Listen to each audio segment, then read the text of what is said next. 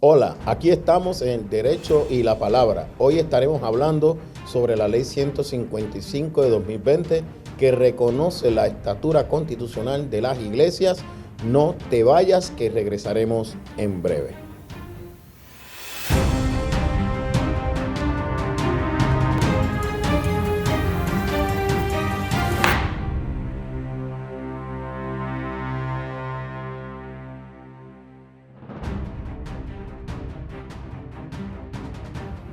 Hola, aquí estamos nuevamente en Derecho y la Palabra. Como le habíamos indicado, y vamos a estar hablando de la Ley 155 del 2020, que reconoce la personalidad jurídica constitucional de las iglesias y de las instituciones eclesiales. Estos primeros minutos del programa quiero darle un breve trasfondo histórico de por qué llegamos aquí, por qué es necesaria esta ley, de qué trata y cuál es su relación con nuestro programa.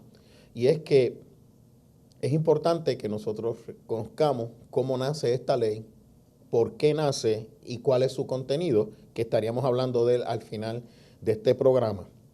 En Estados Unidos y Puerto Rico, en los últimos años, se ha desarrollado una tendencia a hablar de la separación de iglesia a Estado, pero a la manera inversa, de que el Estado no podía facilitar a la iglesia, de que eran dos jurisdicciones distintas, de que el Estado no podía dar ayudas a las iglesias, de que el Estado no podía intervenir con las iglesias, ni que la iglesia podía participar en los procesos estatales. En medio de ese debate surgen una serie de acciones del Departamento de Hacienda por el hoy senador señor Zaragoza, donde él inicia una serie de investigaciones a iglesias, instituciones eclesiales, aproximadamente a 1000, y señalaba que eran corporaciones y que funcionaban como negocios de familia.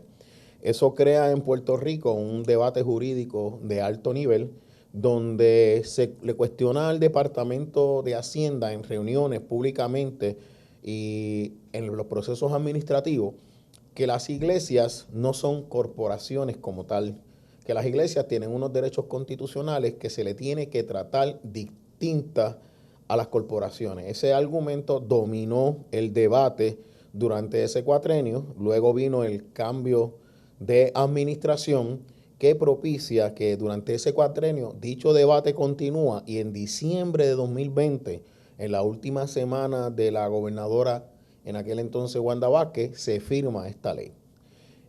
¿Qué es lo que está sucediendo?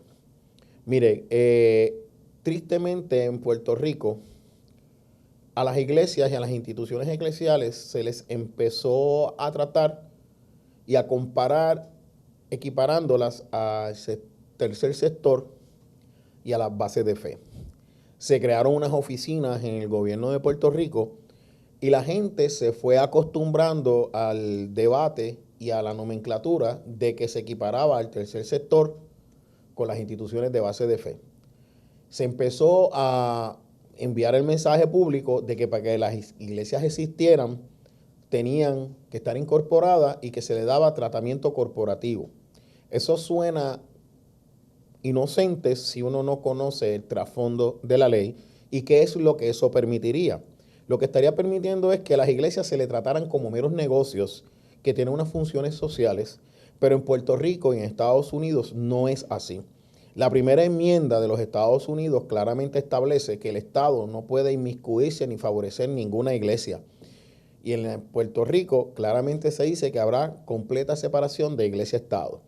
Pero el Tribunal Supremo ha resuelto que son dos jurisdicciones que caminan paralelas, pero que eso no significa que cada cierto tiempo no vayan a interconectarse la una con la otra y que no vayan a trabajar en conjunto. Y la Constitución fue diseñada para que Puerto Rico y Estados Unidos, la iglesia y el Estado fueran aliados. ¿Por qué? Para dar unos servicios. La iglesia da unos servicios que el Estado no puede dar porque goza de unos voluntariados y de unos compromisos y unos estilos de vida enmarcados en su fe cristiana.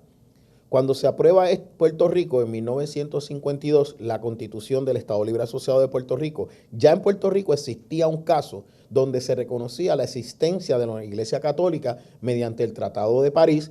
Por una situación que hubo con el cambio de soberanía, el Tribunal Supremo resuelve que la Iglesia Católica tiene personalidad jurídica. ¿Qué estoy tratando de decir con esto? Que cuando en Puerto Rico se aprueba la Constitución con esa frase, con ese vocabulario, está reconociendo que ya la iglesia existe. O sea, no es que la iglesia se le reconoce en ese momento, sino que ya se reconoce que la iglesia existe y que existe por motivo de la Constitución de ella misma, en sí misma. La unión de los creyentes, la asociación de los creyentes para practicar su fe es lo que le da personalidad jurídica a la iglesia y eso lo reconoce la Constitución. ¿Qué significa eso? Que la iglesia determina cómo se va a organizar, no es el Estado, y surgen una serie de casos en el Tribunal Supremo de Estados Unidos y de Puerto Rico que claramente establecen unos linderos.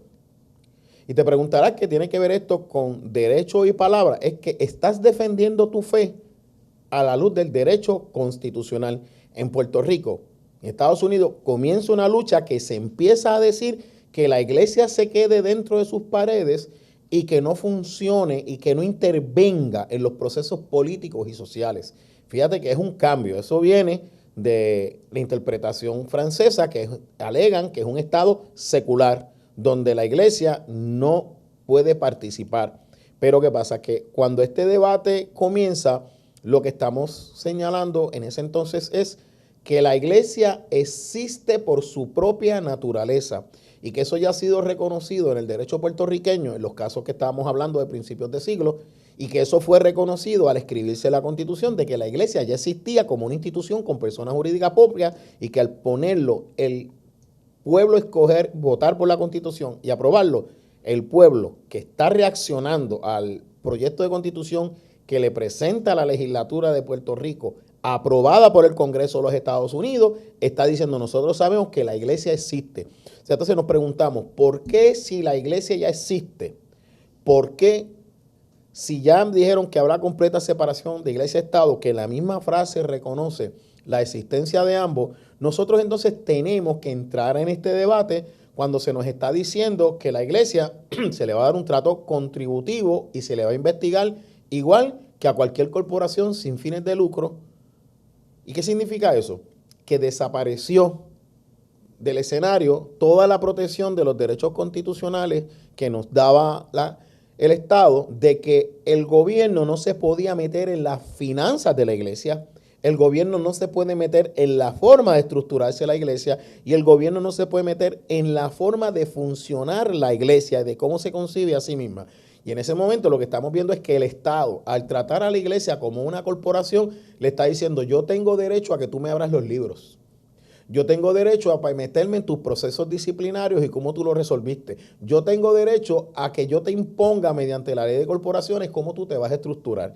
En ese debate surge un caso en Puerto Rico de la Arquidiócesis de San Juan, que fue por la pensión de unos maestros, donde el Tribunal Supremo de Puerto Rico dice que como solamente está incorporada San Juan, las demás arquidiócesis no tienen, si lo dije correcto, ¿verdad? No tienen la protección del derecho constitucional. Eso crea un problema, porque entonces le está diciendo a la iglesia cómo es que tú te tienes que componer. Eso le crea un problema a la iglesia protestante que no está diseñada ni estructurada, al igual que la iglesia católica. La iglesia católica plantea, nosotros tenemos una personalidad jurídica y nosotros tenemos derecho a conformarnos como nosotros entendemos.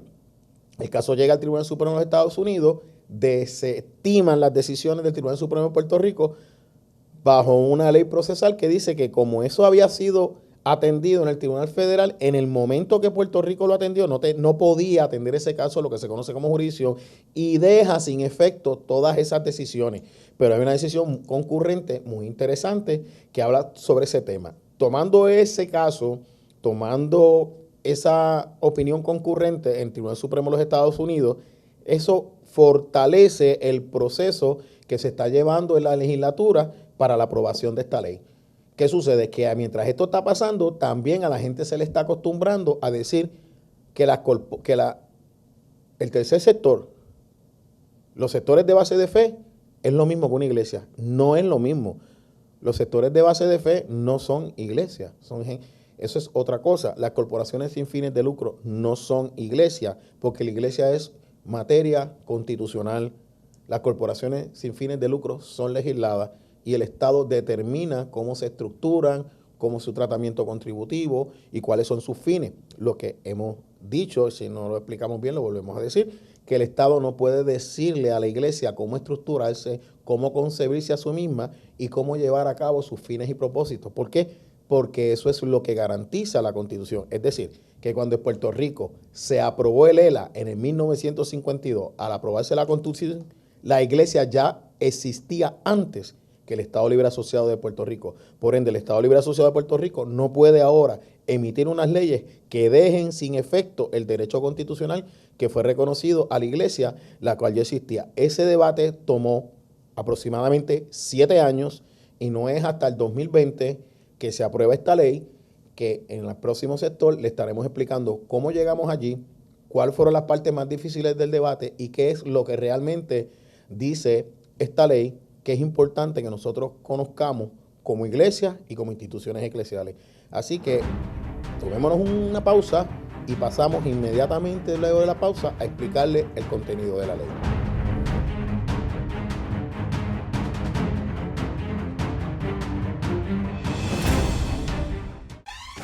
La mayor selección de música cristiana.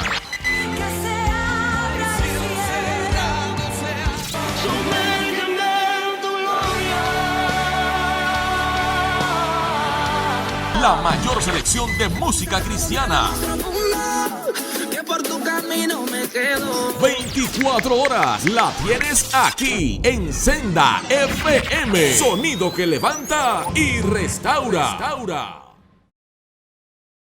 Busca CTNI en YouTube y sé uno de los miles que se han suscrito para disfrutar on demand de la gran variedad de programas diseñados para ti. Suscríbete al canal de YouTube de CTN Internacional.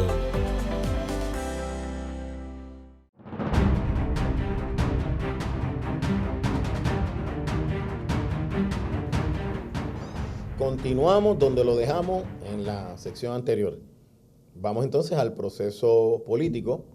El periodo del 2016 al 2020 comienzan unos diálogos con la legislatura y con el gobierno de Puerto Rico, y el gobernador de Puerto Rico para aquel cuatrenio fortalece la oficina de base de fe y del tercer sector y nombra a una persona para que la corra y la atienda, y allí la iglesia adquiere una voz que durante ese cuatrenio esa oficina básicamente se convierte en una oficina donde protege la libertad religiosa, porque nos encontramos con una serie de órdenes administrativas aprobadas durante el 2012 al 2016 que le quitaban los beneficios constitucionales a los cuales tenía la iglesia, utilizando como pretexto que la religión y los cristianos no teníamos espacio en el gobierno.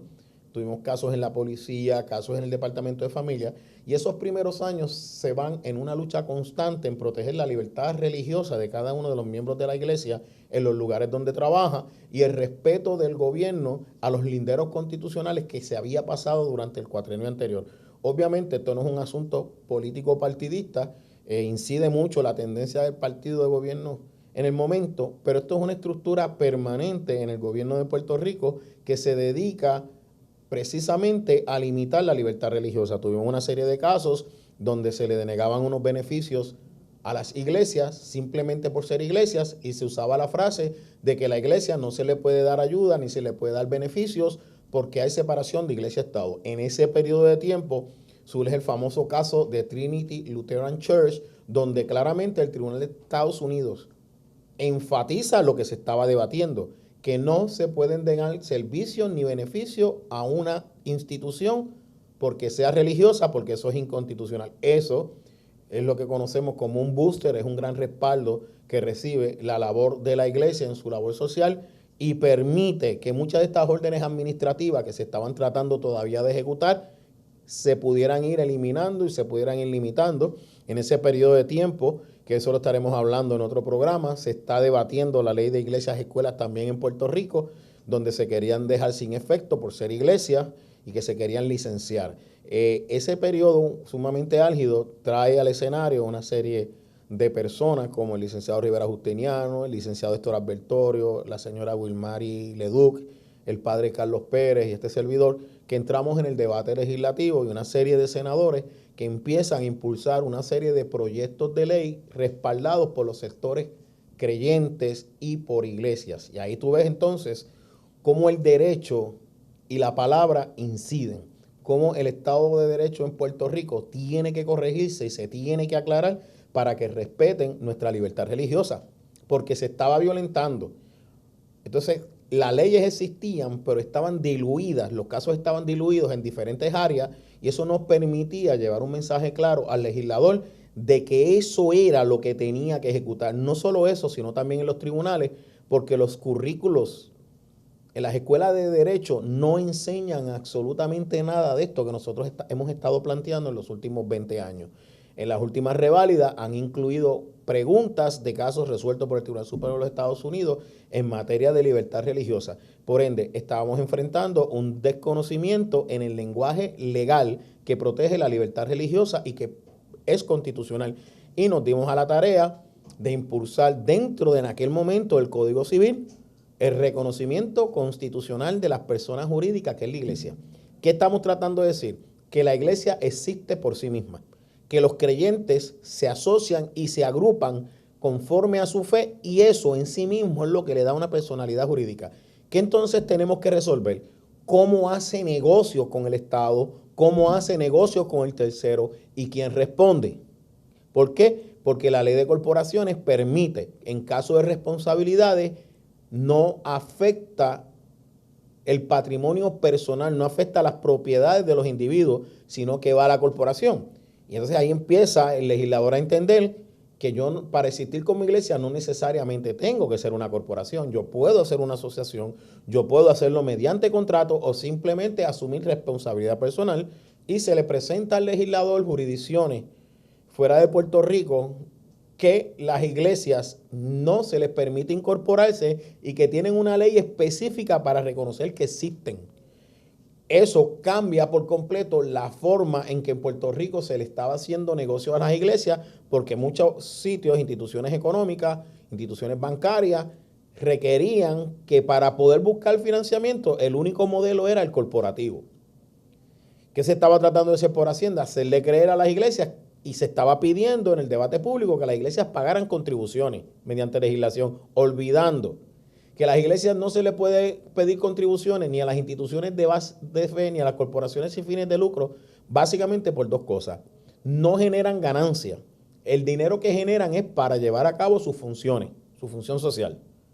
Esta iglesia que tiene este canal, la Hacienda Antigua, hace mucho tiempo abrió un garaje de gasolina y el ataque fue tan violento que no subsistió, pero era jurídicamente correcto porque el dinero que se genera se usa para los propósitos de la iglesia. Por ende, le aplica la exención religiosa porque es para dar servicio. ¿Qué significa? Que por cada dólar que la iglesia invierte, le economiza más de $10 al Estado. Y es bueno que nosotros sepamos eso. La cantidad de voluntarios y de personas envueltas por la iglesia como parte de la santificación social de la iglesia, su función social, le economiza millones de dólares al Estado. Por eso es el padre fundador de la Constitución, habla y establece que la iglesia y el Estado deben ser amigos porque la iglesia ayuda al Estado a dar unos servicios.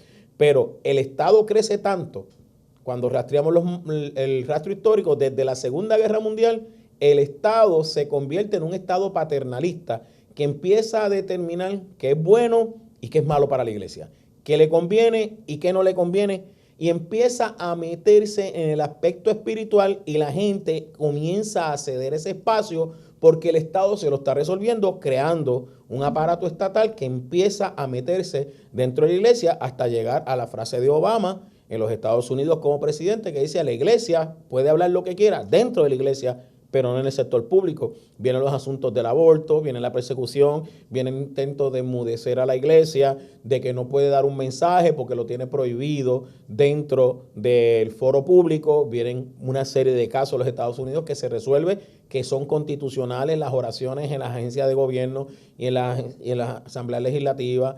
Vienen los casos del elemento cultural, de los símbolos religiosos, donde se dice que la falta de tolerancia es inmadurez democrática y que Estados Unidos tiene una tradición de respeto de la libertad religiosa y que tiene que empezar a tolerarse. Todo eso se da entre un periodo de 8 a 10 años de litigación álgida. Viene un caso en Puerto Rico de la obispo de Arecibo contra el secretario de Justicia, donde le pide información de los procesos internos de la iglesia y el Tribunal Supremo de Puerto Rico le dice, usted no puede entrar. Viene un caso del Tribunal Supremo donde algunos sectores del Tribunal Supremo quieren entrar para la cuestión religiosa. El Tribunal Supremo dice, no, esto es una cuestión contractual distinta a la libertad religiosa. Te estoy diciendo todo eso para que tú veas el debate fuerte y violento que se estaba dando porque se quería dar la impresión de que la iglesia no existía por sí misma. La iglesia existe por sí misma y eso es lo que reconoce esta ley, donde claramente dice nuestro sistema legal, y esto lo aprobó el legislador y lo firmó el ejecutivo y hoy es ley. Por tanto, cuando se interprete la ley 155 hay que estudiar su exposición de motivo que dice, en nuestro sistema legal corporativo las iglesias y las instituciones eclesiales son invisibilizadas en su peculiaridad constitucional, siendo equiparadas casi plenamente con las corporaciones sin fines de lucro. El legislador entendió el planteamiento de que no podía seguir tratando las iglesias como un mero negocio, como una simple corporación. ¿De qué se trataba esto? Yo no sé si ustedes recuerdan cuando el Estado le decía a las iglesias, si usted vende bacalaíto, usted tiene que pagar el IVU. No, señor, no lo tiene que pagar. Que si el negocio está al otro lado de la calle, no, señor, no lo tiene que pagar. Si el negocio es de la iglesia y ese ingreso se utiliza para el servicio que da la iglesia, está exento, porque eso es la Constitución. O sea, en Puerto Rico el Estado llegó después que la iglesia, es lo que le estoy tratando de decir. Entonces el Estado quiere tratar a la iglesia como si no existiera. Entonces eso es una violación a la primera enmienda que garantiza el libre ejercicio de la religión, porque hay un caso que dice, who has the money, has the power. Si el Estado controla el movimiento económico dentro de la iglesia, la asfixia económicamente. Y la historia nos muestra que los estados totalitarios empiezan a absorber los recursos económicos de la iglesia para quitarle influencia social. Y eso es histórico. Por tanto, se hace todo este análisis y ¿qué se resuelve en esta ley? Que es extraordinario. Esta oración que les voy a leer a ustedes tomó meses de debate, fue ampliamente discutida y no fue hasta el final que se llegó a un consenso y que dice lo siguiente: que se reconoce la personalidad jurídica constitucional de las iglesias e instituciones eclesiales, la conveniencia y naturaleza de los procesos de incorporación. Lo que está diciendo es que todo este derecho constitucional que yo les he explicado tiene que ser reconocido por el Estado.